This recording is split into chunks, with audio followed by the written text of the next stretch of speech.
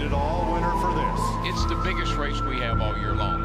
The icons of this sport have all starred on its biggest stage. It's the great American race. Trust me. I won the Daytona 500. I won the Daytona 500. Pull them belts tight one last time, boys. Light the fire.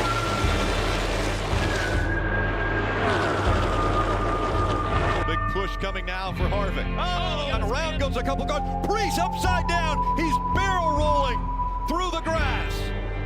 You got plenty of money. Don't need that to keep racing. Is it worth the risk to keep on going? Sure, to win.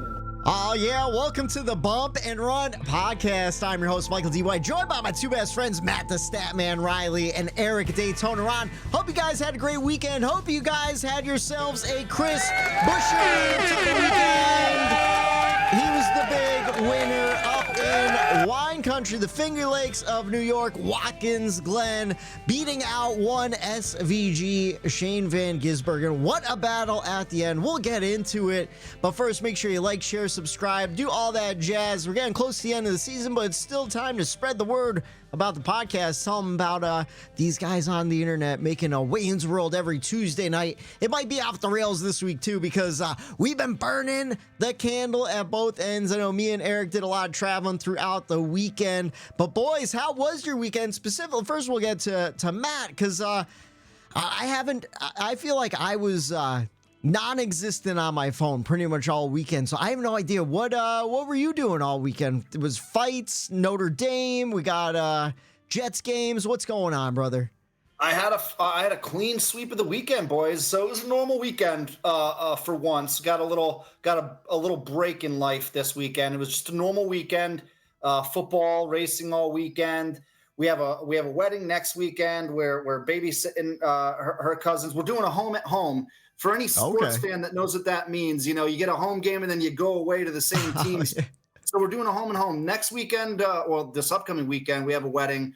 Her cousin Grace is going to be watching our kid. And then the following weekend, she has a wedding. And so we're going to be watching her kid. So this past weekend was just more of a normal weekend for us. And so Steph's brother plays hockey for his college. And so she went to go to the game on Saturday. And the game was at, I guess, 5 o'clock. She had to leave the house about 4:30 or whatever. Well, Notre Dame was on, so I wasn't leaving. Oh, and so yeah. she leaves, and I just started cracking them. It was just, and I didn't stop. UFC was on at night, so I just went until past midnight drinking. And what did she say right before she left the house? What did she say right before she left the house too? Yeah, just hey, try not to get too drunk while I'm gone. Sure thing, honey. Don't worry. Yeah. She knew what come on. Yeah. So was it a better weekend than last weekend, though? Did you end up staying in the garage in the dark until midnight or no? Notre Dame hung 66 on Purdue. All right. The Jets won. Aaron Rodgers got his first official win as a Jet. And we had a great. I almost had an SVG victory on Sunday, which would have just been the icing on the cake for the weekend. But Martin was running good for once too. So if one of those two guys won, it would have been great. But my fantasy team won. So a nice little sports weekend. Doesn't happen often when you're a Notre Dame and Jets fan, especially after last weekend. Nice recovery. You talked off the ledge for the Notre Dame loss there, so glad they got the win. Now you're already talking about playoffs and championship berth. So we're back, baby. Yeah, we'll see what happens. You wouldn't be a sports fan if you didn't talk a little playoffs like 2 weeks into the season. Playoffs, unrealistically. Playoffs. Eric, what'd you do this weekend? You were a traveling man like Bob Seger this weekend. What were you up to? Speaking of which, I actually wore a Bob Seger t-shirt to the concert I went to on Sunday night. Hell yeah. In Woodstock, New York. So I was up there in New York as well with you. Went to see a band. I guess a band, but the guy's name is Sam Morrow. I showed you guys that dude at Pocono. Yeah, and, okay. Southern rock, Skinner type of a band. And when I saw he was playing in Woodstock, New York, I had never been, so it seemed like a good opportunity. See a good show, and I'll tell you what, it ended up being a pretty wild experience Sunday night, because we showed up early. Airbnb, awesome Airbnb. It was like straight out of the 70s, retro. Yeah. It was felt like you were in Woodstock, put it that way. Yeah. And so we're walking through town, exploring it a little bit before the show was at 9 o'clock. So we're going through little town, little shops, and, looking at all the tchotchkes, knickknacks, all here, this and that. Dana's looking for earrings, this little stand. And I see this guy walking. I'm like, oh, man, like he looks like he could be in the band. You just could tell sometimes these little places, like they hang around too, right? So I see another guy. I'm like, oh, those boots. Yeah, definitely. These two guys are probably in the band.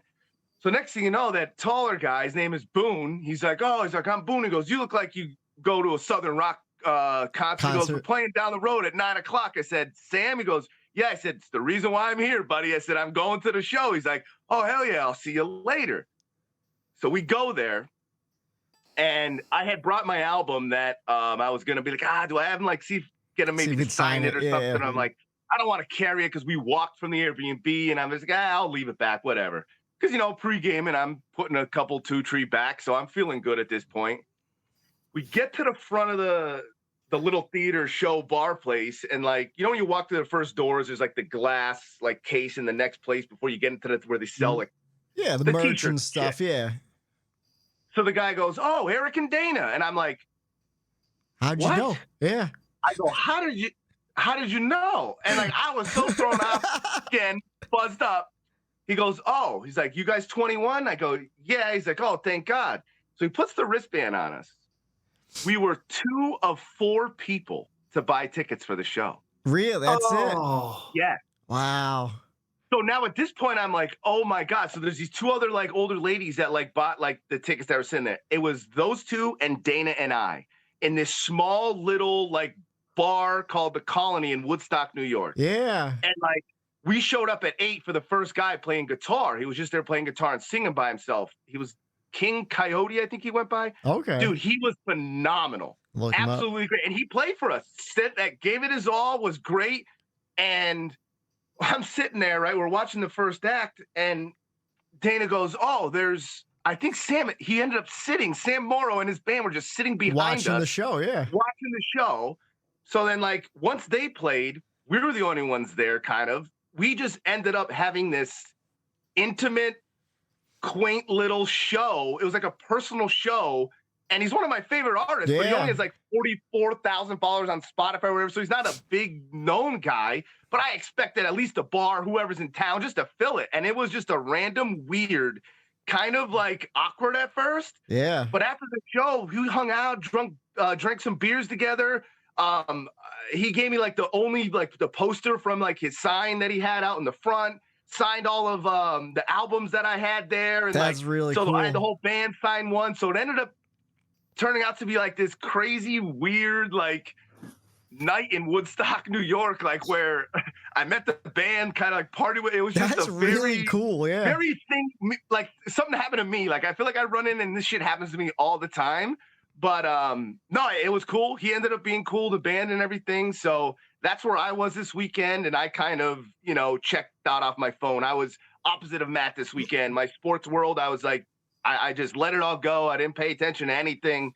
And I just went up to clear my mind and have a good time up there at Woodstock. And it was interesting. It was weird, awkward, but turned into an awesome thing that happened. Yeah. That's a sick story too, because like Eric said, when we were up camping at Pocono, he was playing one of their tunes, and I came bumbling across our campsite. I'm like, Eric, who is this? Yeah. It sounds so my favorite band of all time is Lynyrd Skynyrd. And I'm like, it sounds like Skynyrd, man, but it's more new age, but he's got the Skynyrd vibe to him. And so Eric turned me on to Sam. I've listened to a handful of his songs too, really dig his style. And it's cool that you have this intimate night with him, man. That's sick. Yeah. And one of these days he's going to go big. And just like that Marcus King I listened to years ago. And then next thing you know, he's on the NASCAR intro. And I'm like, oh my gosh, imagine if Sam and their band, they do blow up, because they live in Nashville now. So their next couple of shows are down there in Nashville. And it'll be cool to know that I said it to Dana there while we were at the show, when the first guy was on stage. I go, I'm surprised they still played. I'm surprised they didn't just cancel, say we're out of here. But I guess Woodstock, New York. It's a little cool place. Like they hung around town. Like they're there. You may as well play. You know what I mean? Like. So did anyone else like show up, like wander into the bar throughout the night and stuff? So this is where it got a little crazier. I know I'm rambling here. No, but I like this. So we're the only ones there for like a little bit. Then this other like hippie chick from town came in. I think she runs the open mic night on Monday nights there. And she was like, went Facebook Live trying to get people to come there to like see the show and whatever. And like, I think another guy and his wife kind of walked in later. So there might have been a total 7, 8 of us, including the bartenders that were there. But then halfway through Sam's show, these 2 girls in like these ball gowns come walking in. Yeah. And I'm like, what is going on? You at? Next thing you know, guy in a suit, a whole wedding. I don't know if it was a local guy came in, a whole wedding party came in. That's so now cool. it's just like the 7 of us, and then this whole table of like 8 people dressed up from a wedding party. And dude, even the band, like I'm looking around and Sam was looking like, what is going on? This night couldn't get any weirder. It just did. And like, it was just one of those, I don't know if it was just the vibe, it was a wild night in Woodstock. That's a cool story. So that reminds me on a not so intimate, but similar. So Eric Church, obviously everyone knows Eric Church. He's like the guy in country music for the past 5 or 10 years. Eric, remember the XTU concerts down in Philly that we used to go to? Yeah. Were you there the one year where Eric wasn't big yet? Like he might have had one album out and he was just about to start getting going with like his boom. But we had known about him. Like our group of guys were like, oh, Eric Church, like I love a lot of his songs. Let's go see him. And he was playing. So XTU, for those out of the area, XTU is a country station down outside of Philly. And they throw this country festival every year. I don't even know if they still do it. I'm sure they do. I think they do. Yeah, I think so. Because usually our station, Froggy, we do the same lineup for the most part for our Froggy Fest. Yeah. Okay, so yeah, and so it's an all-day thing, and so we would go every year, and Eric Church was playing at like I don't know, like 1 PM on like a side stage, and we were all like, let's go see him, and there was probably 50 people at the stage seeing Eric Church, and I remember he took his boot off and threw it into the crowd. He zipped a guitar pick into the crowd, and we caught it like. It was like this, and then like literally like, I don't know, 6, 7, 8 months later, like he was on every station in America and everyone knew who Eric Church was, but it was like right before the boom of Eric Church. And when you get those shows, it's awesome to know that you were a part of that. Yeah. That reminded me of the first summer I interned at Froggy 101. Me and Eric saw John Party. Before John Party had an album out, he came to the Hardware Bar and played for literally like 4 or 5 people in the middle of the afternoon. And and then we drank with him and his band after. We had a good old time with John Party, and that guy could drink. But I co-signed Sam Morrow on you. You turned me on that album a little bit before Pocono too, because there's this song called "I'm on My Way," and there's a line where what does it say? I know it's like. Who's it? Something about procrastinating Pete. But there's a something Larry, procrastinating Pete. I'm always on time, but I'm like, I'm on my way. And then there's one song on his album. The album's called On the Ride Here. Definitely worth checking out. Came out this year, but Medicine Man. I love that song. And I've been listening to this album heavy all summer long, even like just going out grilling. Cause like you said, little Southern rock, you're having a beer, you're on the Blackstone making some tacos and shit. Just feels good in the summertime. So I'm glad you had that experience, man. Cause I know you've been high on this guy for a couple of months now too. So if you go back, Eric, I think you were wearing his shirt last episode. I was. Yeah. I was. So I remember seeing it and thinking that's the guy. Cover, that's the guy that Eric put me on to. So if you go back to last episode, you'll see his shirt that Eric was wearing. That's really cool that you had that experience, man. That's sweet. And then my weekend, I saw some live music too. Went down to Jim Thorpe to see. There's a tiny little theater down there. Seats about 300 some people. And we saw the Fleetwood Mac tribute band Tusk. And then, of course, Sunday, drove up to wine country. Saw the race in person. Had the boots on the ground. And what a race we saw. But first, got to jump into a little NASCAR news. Not a whole lot of stuff going on this week, though, which that's kind of why we're killing time talking about our weekends a little bit. But besides like sponsorship news, stuff like that, out of the Xfinity world, Parker Kligerman is hanging up his racing boots full time. He won't be returning to big machine racing. So I know this was his first or second year full time racing. I think they just kind of ran out of money or something. So he's going to do a little part time here and there, possibly. He does a fantastic job. At least I think so. He does a fantastic job in the pits, man. I think he does a really good job doing that. Even when he was driving, what was that team? It was a Toyota team. I want to say it started with like a G or something. It was where Daniel Suarez ended up in between SHR and Trackhouse. Do you remember? It's like Gaunt Brothers Racing or something like that. Was that it? Oh, I forget, but I know who you're talking about. But yeah, it wasn't the 95 Toyota, but it was like a high number Toyota, like a 97 or something. But he used to race that car part-time and then immediately jump out of the car and give NBC analysis of the race. And I always thought that was so cool, like just how like he's working as a race car driver and a broadcaster at the same time. And like you said, great pit reporter. I tell you what, I don't think pit road reporters get enough credit for the job they do, especially like this weekend listening to the MRN guys. Steve Post up and down the fucking pit road all day long, catching scoops and interviews from crew chiefs. But we'll see if he gets back to more broadcasting at NBC. I found myself thinking about that. I think it was this past weekend. Marty. I don't want Marty. I want to say Marty Smith, not Marty Smith. It's not. He has a son, Marty Snyder. Marty Snyder. Marty Snyder. So one of the booth guys said something that was incorrect, and then Marty Snyder from the pits like chimed in and like corrected him. Queued up, and it got me thinking about like how difficult that job is, because you got to think like they're missing a lot of the race because they're just going from pit box to pit. They're assigned X amount of pit boxes throughout a race, and they're just going back and forth and getting scoops on what's going on with the next pit stop, what's going on with their strategy, and they're just running up and down pit road the whole time just to bring us the news. It's got to be an exhausting job.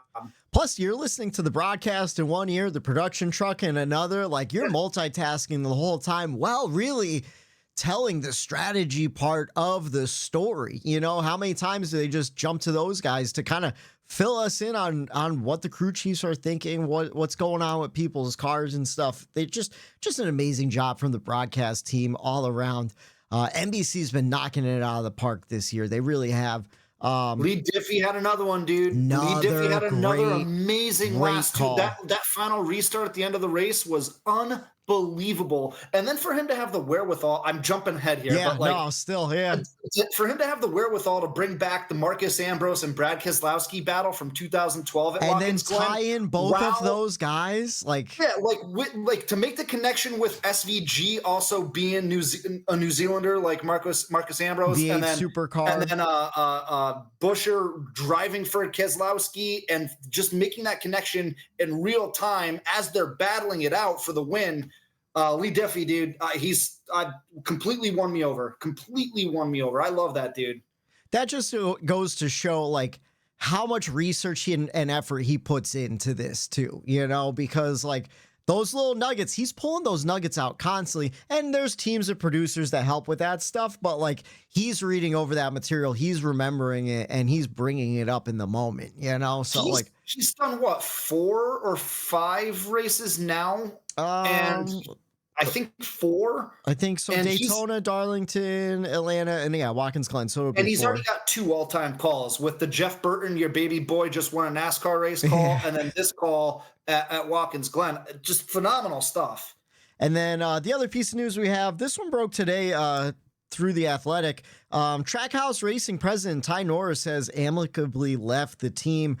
Sources tell The Athletic that they're hearing that Norris may be heading to Kaulig Racing in an unknown capacity. So just something to keep in mind. Not a huge bombshell or anything, but interesting because Tye Norris has been with Trackhouse since the beginning. He kind of helped build that whole entire program. And he even... I always thought it was cool that Tye Norris ran DEI back in the day. Those cars merged with Ganassi, and then Ganassi got bought by Trackhouse, and then he ended up there all over again, working on the #1 car from DEI. I always thought that was a cool connection. So that's what I saw most people upset about online. It's like, no, like they love that DEI connection and how it was cool that he it comes, full circle in a way. But then the other half of the story is everyone saying Colleague is going to take a leap with him going there. So obviously whatever he does to an organization is critical, and it's a lot, and it's very important that he stays on your race team, or if you're getting him, it's a great thing to be getting. So we'll see where this story ends up from here. I'm going to put, I'm curious to see. I got a tinfoil hat to put on real quick, just because so from the report, it sounds like it's amicable. I'm just thinking the wheels are spinning in the moment where Trackhouse doesn't have an Xfinity program, but they utilize Colleague for SVG. I'm wondering if maybe it's some sort of internal move where it's like, hey, how about you go help out their program?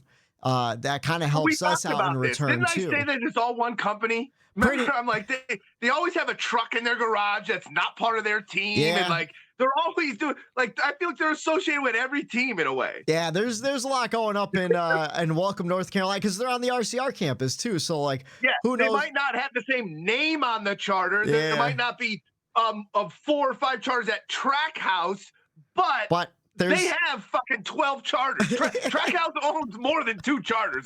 I'm sorry to tell you that. They got Spire deals. They found the loophole. They're figuring it out. And speaking of someone that Trackhouse brought in to the Xfinity Series, won on Saturday in the Xfinity Series. Won Connor Zilisch getting his first career win, and they said he was the second youngest Xfinity Series race winner in history, right behind Joey Logano. So, man, we talked about him a couple weeks ago when they announced this move, and he's a young phenom, and just hearing his story about him karting in Europe at like 13 and stuff, should be interesting to see this kid's career kind of evolve from here, because it was a big deal on Saturday. He fought off the best too, SVG. I didn't get to see it because I was down in Jim Thorpe. I was trying to catch it on my phone. Connection was terrible down there. But Eric, I know you were watching because you were sending Snapchats and busting my balls. Because you thought I was up in New York already. But what'd you guys think of the race? Matt, did you catch any of it, or were you football on Sunday or Saturday? I was Notre Dame, same time as Notre Dame, so that's tough. I missed it. Yeah. It's tough. It is tough. I don't want to miss the races. Especially Xfinity. I love the Xfinity Series, but I was just telling you guys before the show, like I've just dedicated 7 months of my life to NASCAR. It's time to flip the switch a little bit where I can. So I missed it. How about you, Eric? What'd you think about it, though? I know you at least saw most of it, I think. Yeah, it was, I threw it on in the garage, putzing around, enjoying the nice weather that we had before I left. And no, I thought it was a good race. I thought it was, very clean on his part, which is shocking for, such a new rookie driver coming in. I thought it was cool. First start, 88. Back in victory lane, bringing that out. I thought that was cool. The battle, I mean, look at SVG all weekend, just giving it hell out there. And like, when you have a target on your back, it's tough to even come home in the position that he came home in both those races. When you have that target on your back, even if you have a good car, and you're running the perfect race, you having that big bullseye of being the guy, people are going to try to do whatever it takes to take you out. And I thought it was good racing. There was nothing crazy, dirty about it. And we saw some, I don't know, Watkins Glen, man. That's why it's number 1. Yeah. Road course racing, Watkins Glen, it delivers. It does. It really does. Speaking of the 88, I forgot to tell you guys, I found a gem. Hell yeah. The 88 Hellman, Dale Jr.'s Hellman Xfinity car I found. How to get that. So love the Hellmans. Was that from Bristol last year that he ran that one, or? Yeah, because I wore that shirt a couple weeks ago on here, actually. Yeah. So that's another piece of news I saw. He tweeted they're bringing that car back. That car was really strong in this race last year. Dale Jr. is going to be running the Xfinity race this Friday night at Bristol. And I don't know if you guys remember the Bristol Xfinity race from last year, but he led a shit ton of laps. He had a really fast car. And then And then he caught on fire, and his leg was on fire. He had to take it to pit road. But they rebuilt that car, so hopefully it's a fast one. And the way he's been talking on his podcast, this seems like it's going to be the last Dale Jr. Xfinity race. He seems to be much more focused towards the Cars Tour and wanting to run his late model. So if you're going to Bristol, Tennessee this Friday, you're going to see the last one, I think. What do you guys think?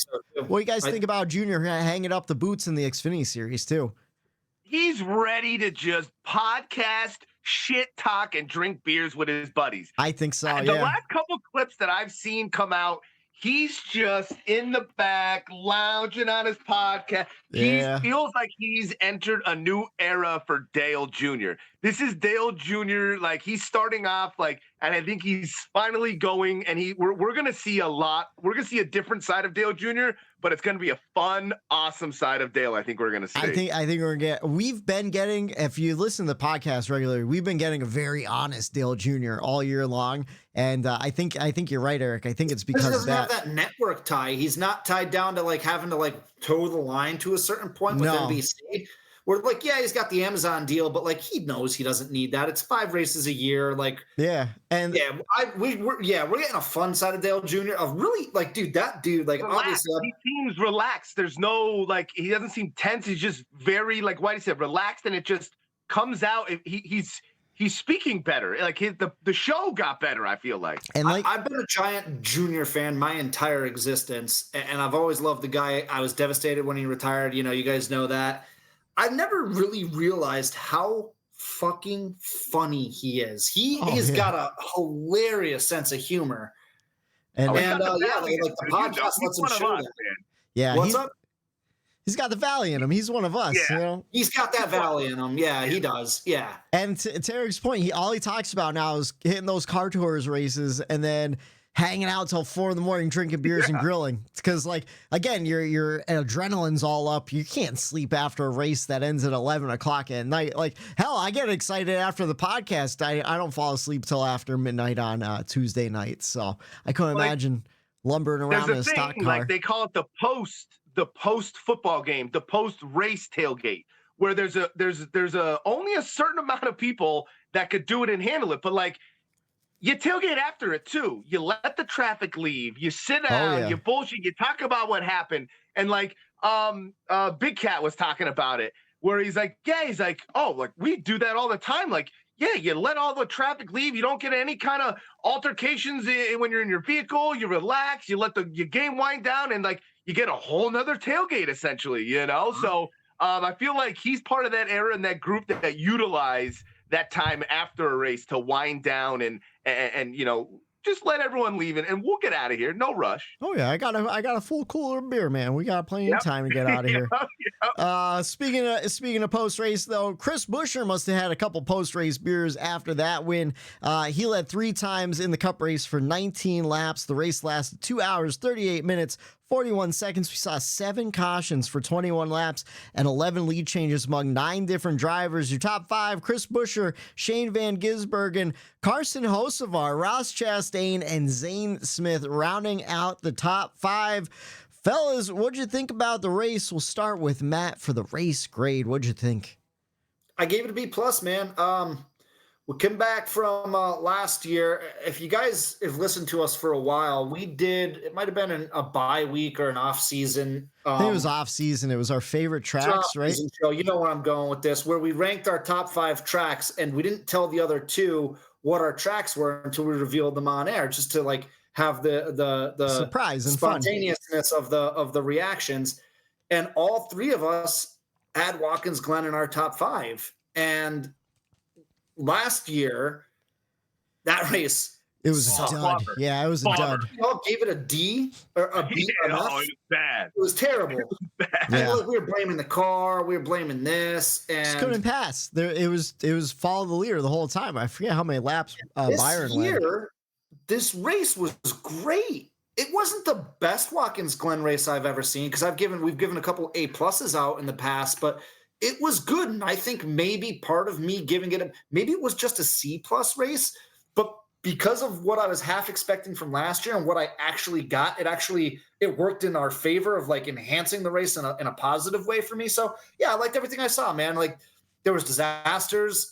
You know, you want to talk about the playoffs. If we have to play game and feed into the idea of there's a playoff, you know, going on right now, as bullshit of a idea as it might be. It's producing what it's intended to. There's a lot of playoff excitement and drama right now. Where but not the way NASCAR wants it, because they have an opportunity here after this Bristol cutoff race of having a couple PR nightmares, moving on, a couple nightmare scenarios moving on. Anyway, we'll get to that. No, the race itself was great. I liked what I saw. The ending was amazing. We did get robbed of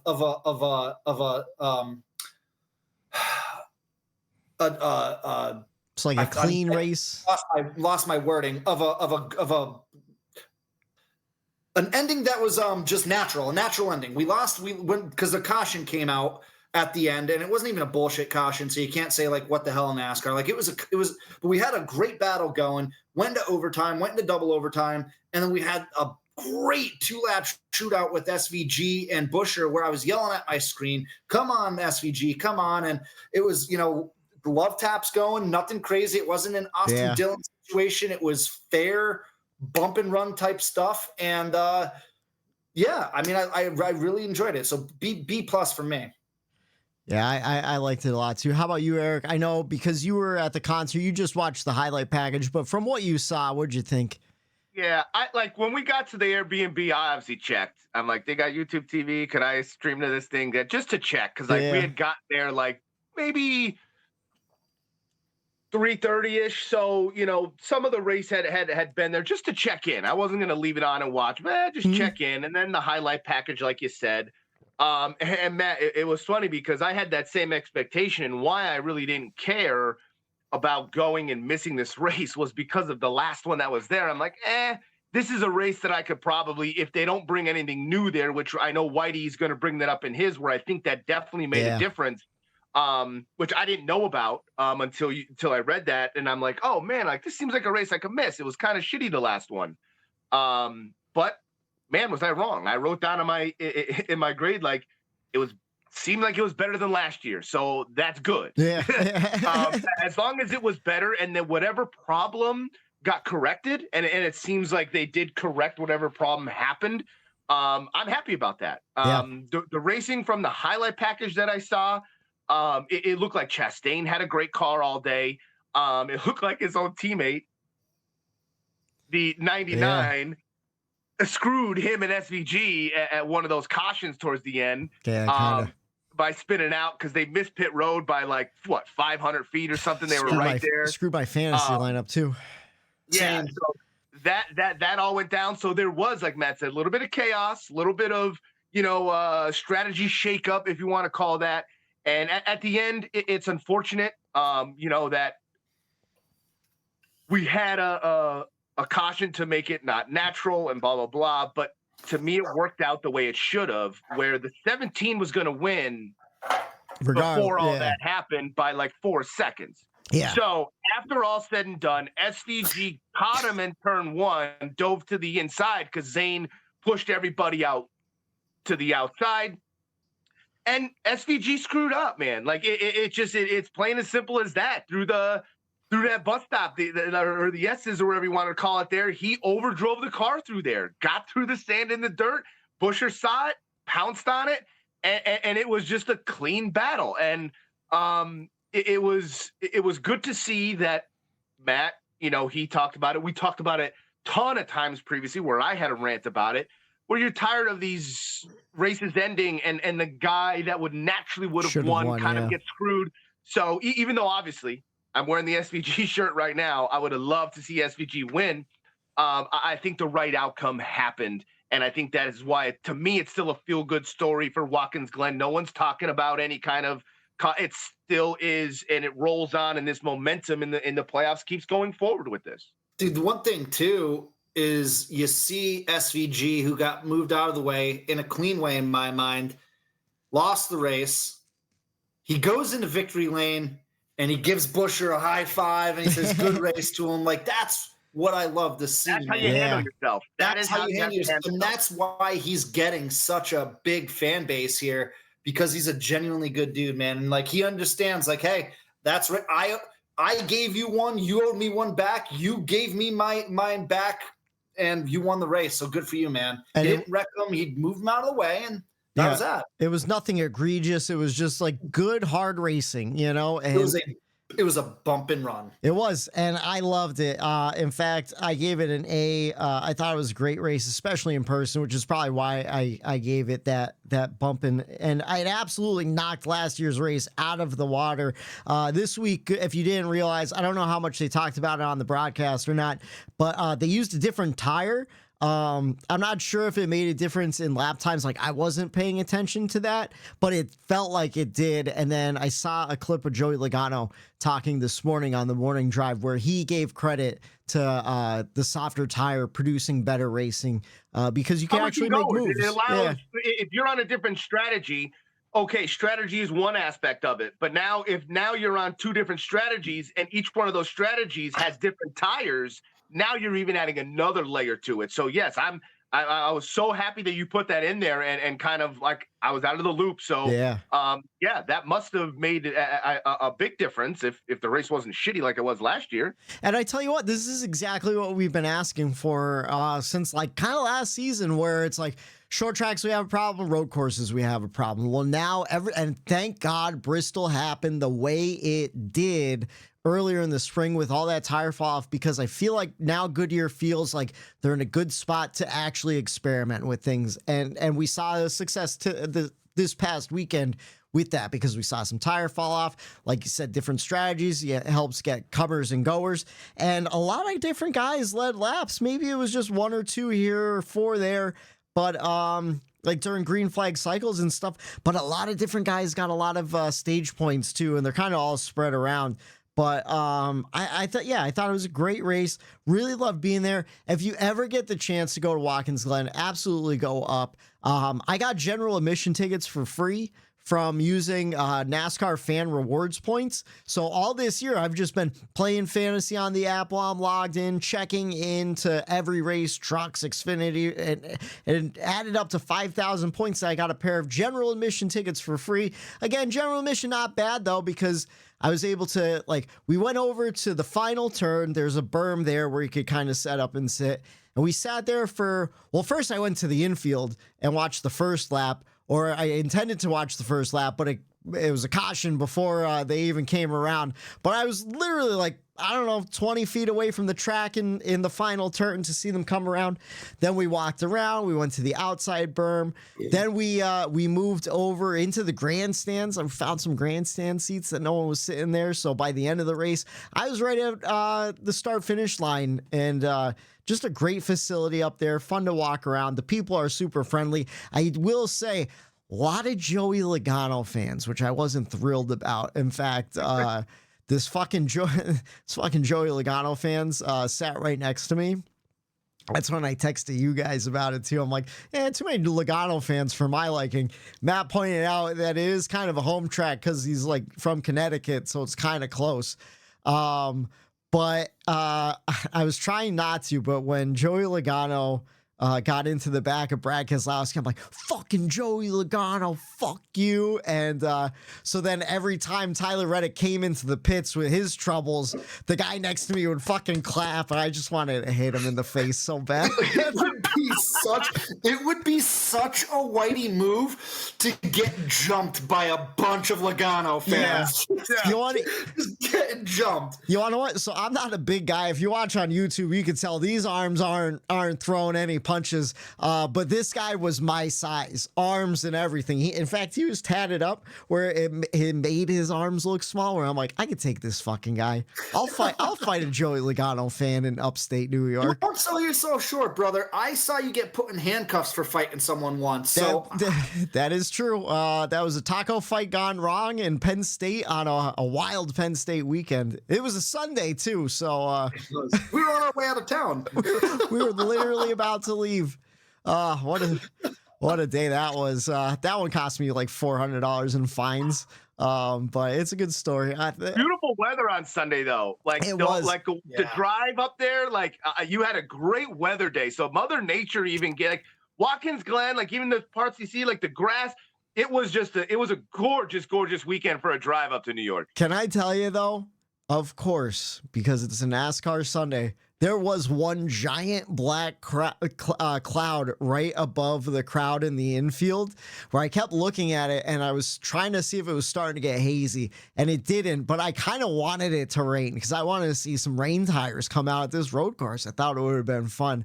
But yeah, of course, NASCAR rolls into town. There's going to be a couple black clouds on a perfectly blue sky day everywhere else that you looked around. But yeah, great Sunday. Give it an A. Thought the race was great. I probably missed a lot of stuff being there live. I had my scanner. I was listening to it. But just because it's so big, like that wreck, the first wreck, I didn't know what was going on. I just knew Blaney kind of got taken out right away. And then some of the other things, like when I was in line for the concessions when Tyler Reddick spun and got stuck in the gravel, and I heard that over the loudspeaker. So I texted Eric. I go, fuck you, because I'm pretty sure you made a joke about Watkins Glen having a lot of grass. And then that Suarez spin too. I missed that because I was grabbing one last beverage for the end of the race there. But just great race in general. Give it an A. But let's jump into the checkers and wreckers. 3 wide for the lead. 1 lap to go. It's this week's checkers and wreckers. All right. You guys think we can do it in 20? Yeah. All right. All right, then we're not jumping out of the call. A little live production on the way, but can I just get my checkers and wreckers first? Roll with it, brother. You want to know what? For all the shit I've ever given Corey LaJoie and Spire Motorsports, I have to give my checkers to Spire as a whole. That whole organization did really well on Sunday. 2 rookie drivers in the top 5. The third driver, Corey LaJoie, bringing up the rear in the top 10. You'd think the veteran would have got a top 5, so I'll still give you a little dig, Corey. But just a standout day for Spire. LaJoie was in the top 5 for a lot of the day. I don't know exactly how that happened, whether it was a little bit of pit strategy. I feel like he stayed out when other guys came in after the stage break. But he held his own up there, and he was running really hard. Let's see. I think he didn't get any stage points, so he must have been just running a different strategy to go for the win. And then Carson Hocevar, man, what a talent this kid is. I don't know. I don't know. Did you guys expect this out of the Carson Hocevar we saw in the Truck Series? I did. I did too. Yeah. It's the only thing, once again, and we said it, can he get over those mistakes and the stuff that everybody ripped him on in those first couple of weeks when, hey, he heard from a few veteran drivers, Hocevar's running through me, he's doing this. Yeah. He learned from that, and he's gotten better each and every week in dealing with that and learning from that and just running the race that he knows he could run. Don't make enemies out there. And he's bringing this car home clean and in the top 15, really consecutive here for Spire, who, we talk ill will about them, but he's shown what the equipment can do. Spot. He shows what it could really do and how to finish with that equipment, not just run good here or there. He runs complete races for Spire. And I don't think we've seen that before him getting there. But it was all about his maturity. If he could do that, then I definitely saw him where he is right now. But if he wasn't able to turn that around, there's no way he would be where he is. So kudos to him with turning that side around. Yeah, I heard Moody talking about it, where for the longest time they were aspiring for top 20s this season, and then it's top 15s, and now it's top 10s and top 5s, and I just think they're doing a really great job. And the other 2 guys are looking for jobs right now too, so they're kind of showing up where they need to say like, hey, I could still perform pretty well. I don't think Zane Smith is signed to anything right now. I know Trackhouse had to let him go because they signed SVG to move up to the Cup Series. Who's he battling for Rookie of the Year? I'm not because exactly. smashing it, right? I think Carson, he's hands down going to win it, right? Yeah, I think Carson Hocevar has it locked up. I don't know who else besides Zane. Is Zane Smith running as a rookie? I think he is too. And then I don't know. Let's see. Because I thought Zane.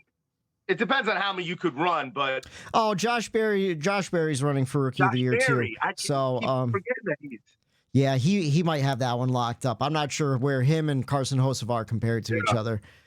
Just because of earlier in the season. But to your point too, like a lot of people criticize Hocevar and his actions in the Truck Series. He moved up to the Cup Series, and then every now and then we'd see that stuff kind of bubble to the surface again, and they fucking cut it right out. Like all of the media members, they kind of dug right on him, and I think that's what he needed to keep himself in check, and just doing a great job. And then my wreckers, I'm giving it to Joey Logano for wrecking Brad Kay and William Byron. I don't think it was intentional. I just really sucks for my fantasy day because I had Byron in it, and I don't like Joey Logano all that much. But on the broadcast, you could see a lot of marbles, so that kind of tightened up those S's a little bit. And apparently Logano said on the morning drive today that they were radioing in like crazy for them to ask to clear the track of the marbles, and NASCAR didn't really do anything. So maybe I should give my records to NASCAR in this situation for just causing the conditions that they did. But if we wanted to, one of us could give our records to NASCAR every weekend of the year. Oh, absolutely. But what's your checkers and records, Matt? So my checkers, speaking of, over the past 2 or 3 months, probably 2 months or so, we specifically, the three of us, have been doing a lot of bitching, rightfully so too, about all the off-track stuff, all the bullshit, the charter stuff, the decisions that NASCAR is and isn't making, the schedule, yada, yada, yada. They've been doing a lot of boneheaded stuff. But sneakily under the radar, the on-track product that we were bitching about earlier this year and last year, it's been really good. They figured it out. Like going back, so I think it's like 7 of the last 8 races. We all three of us usually give similar grades, so I can only go off of what my grades were. But going back to like Pocono, like we've either given an A range grade or a B plus or higher. Yeah. That's a big stretch of good races. We're on a phenomenal stretch of really great fun races. It's just we've got we had the Austin Dillon bullshit happen. We have the fucking playoff stupid manufactured fake playoff thing that goes on every year that pisses us off. You take all that away, all the stuff that we've been bitching about, the racing itself has been fun as hell. Week to week, it's been great. We got Bristol coming up. We got a couple other tracks in the next round that's going to be fun. You know, we had, I don't know if it's the tires that they're playing around with, I don't know what it is, but like the racing's been fun. And I just think that it's about time we give a little bit back to the product that we've been seeing on the track. So my checkers just goes to the stretch that we're seeing with these cars. I agree. How about your wreckers though? My wreckers, if you'll forgive me, I totally forgot what my wreckers were. Gotta go to my notes. My wreckers. Denny Hamlin, the 11. So sitting under the cut line now, heading into an elimination round. He said earlier in the year, if you remember, he kind of got bullied into saying in an interview that, this is the year that he's going to win the championship. Yeah. And he's been very careful in years past of not saying that. He went out and said it out loud. And maybe it's a jinx, maybe it's just not. But like, listen, he's won. I had him winning the championship. I know others picked him to win the championship. He's in the top 2 or 3 of cars expected to win the championship this year. Almost everybody has him making it to the Final 4. And one wrong move on Saturday night at Bristol, which can easily happen, and he's done. Yeah. And so it's just he's had a terrible first 2 races of this fake playoffs, and he's starting to pay for it. Now the pressure's on to go out there and get it done on Saturday night. Yeah, he's sitting -6 to the cut line, so which can be fixed easy. Like he doesn't have to go out and win Saturday night. 6 points isn't a lot, but like also there's no room for error now either. No, like he needs to go out there and turn Chase Briscoe on the first lap. Like try to qualify close to him and just wreck Briscoe, knock him out. That's how he needs to do it. This is funny. Good transition here because my checkers goes to Denny Hamlin. Okay. And his whole team. Yeah. for salvaging that race and leaving him at the end where he actually is right now. Yeah. Lap one, you're crab walking around the racetrack with a broken toe link. And usually we know when that car crab walks around the racetrack, your day's done. Yeah. Yep. Oh, yeah. And guess what? They came back to finish 23rd with that car after lap one. Yeah. To me, that team did what they had to do. They didn't crumble. They needed to give everything that they had to keep Denny Hamlin in playoff and championship contention. And they did exactly that. And it got us another gemmer of a radio piece with Chris Gabehart giving Denny a pep talk when that race ended. And he said, we're going to Bristol. We're going home. Yeah. Don't you worry about that. We're going out there. We're going to win because we are going home. And he gave this pep talk saying, this is what happened. We salvaged today. Look what we did. And to me, this is setting up perfectly for Denny's championship run. This is the part where, you're watching the TV show. Oh, shit. Oh, no, bad. Oh, Denny, he's in trouble. And then all of a sudden, Denny makes it through. Oh, and he's there again. To me, the inspirational music comes up where it's getting you're building up. It's getting to that point. So kudos to that team, because without that effort, they're not sitting 6 points only. They're more than 6 without that happening. So to me, I thought that was a valiant effort to get him back on that racetrack. And my Wreckers goes to the 45. I mean, tough. That was just probably one of the worst days that he could have had. Yeah. And I just, when I watched the highlight package, I didn't watch the whole race, but it seemed like he had a rough day. And it just wasn't going his way, involved in a lot of spins and a lot of the dust-ups. And we talk about playoff points and drivers and points, big swings at a place where we would expect Reddick at a road course to get out of there with a good point stay. Yeah. He seemed to struggle at times. And, I think I hate to say it, you were there, Whitey, but you fell for the bait, dude. Oh, yeah. You fell for the bait. You wore the shirt. I was clearly telling you to do the wrong thing. Whitey texted us as he was walking out the door to the race. You fucked me. I was wearing the Kurt Busch throwback monster t-shirt. He goes, should I wear the Kurt Busch shirt that I have on, or should I throw the Reddick shirt on? I don't want to throw the Reddick shirt on because he does bad when I wear the Reddick shirt. And Eric is like, oh, dude, you're going to the track. That's different. You got to throw the Reddick shirt on. You fucked me. You fucked me. In my notes, I wrote shirt. I wrote t-shirt, ... Got him. What you forgot? So I heard, what's that?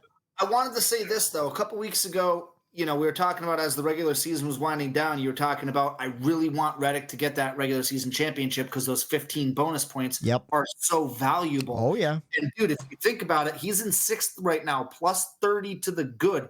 He'd only be 15 points. Yeah. If you take those 15 bonus points away, that puts him in 11th, and he's only 15 points to the good. And anything can happen at Bristol. So 30 points is a good buffer where you have a good first and second stage, like you're okay. But that goes to show you how goddamn important just finishing one place ahead of Larson was in the points. Got him to the all throughout the season. 1 spot better than Larson got him those 15 soft bonus points. And then this week, Larson dropped from, where was it? Or no, he actually moved up 1 spot, but he went from 15 points to the good last week to only 26 points to the good this week. So he could have had, 40 points right there if he got that regular season championship. So that does show just how important it was. Reddick talked about just the lack of respect at road courses anymore. He goes, there is no driver code anymore. It's thrown out the window, and he doesn't know if it'll ever be fixed either. So that's kind of disheartening just to hear as a fan, where it's like, yeah, even these guys know they're just going to get eaten up in the corners. He talked about the bumper. I heard that interview. It was with Mack, Larry Mack, and he was saying hey, in the old car, you knock out your radiator, all sorts of stuff. Because you cut a tire. You didn't want to use your bumper because you knew it could screw your own car over. And now he goes, these things, you could go full bore into the back of a car and nothing happens. So it's battering rams. And, Larry Mack even said it too. He's like, listen, he goes, if these drivers, that's a tool now. you gave them a tool and they're going to use it. And it is sad. It really is. But it's up to the drivers to police it. You got to have the Denny's, the Martins of the world. They really had to be the ones to step up and say something and really like get in someone's face, and they just never did. So this is what we have. Yeah, we're kind of stuck with it, and it just sucks. But it is what it is. That's road course racing these days. Use was it 8 brakes are better than 2 or something like that, or 8 tires are better than 4? Turn 1, yeah. It was, even when Reddick spun that one time, it's because the 2 hit the 99. The 99 just chain reactions. It's just a chain reaction stuff, and it's just sometimes you get out of there, and sometimes you don't. Let's see. I'm not going to really go through the race notes. Sorry for the fans listening at home. We're just trying to rush through this one. We're all exhausted from the weekend. We all had we're burning the candle at both ends, and we got 4 minutes left in this call before it kicks us off. So I'm skipping the race notes. You guys could go back, watch the highlight package. I don't really know if there's much of note anyways to talk about. And then let's see, last place driver here on the Bumper Run podcast. Everyone loves to talk about Chris Buescher, who finally got his race win a little bit late, couldn't get himself into the playoffs this year, maybe next year. But Ryan Blaney was the victim of the big one on lap 1. Like you said, chain reaction type deal. I think it started actually with the 7 of Corey LaJoie, and then Denny Hamlin was involved, Kyle Busch was involved, and then Ryan Blaney just had the worst of it all, and his day ended before lap 1 at lap 0.